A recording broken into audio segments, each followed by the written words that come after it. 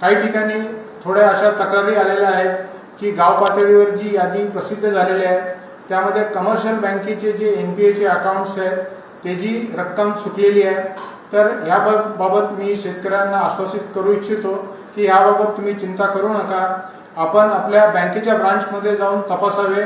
तिथं आपली 31 मार्च 26ची थकबाकीची रक्कम दिसेल किंवा तुम्ही आपल्या सेवा केंद्रावर गेल्यावर देखील तिथल्या स्क्रीनवर तुमची 31 मार्च 26ची रक्कम दिसेल।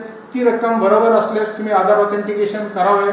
31 मार्च 26 नंतरचं जे व्याजाची रक्कम आहे ह्याची जबाबदारी बँकेने घेतलेली आहे, त्यामुळे तुमचं संपूर्ण कर्ज माफ होणार आहे।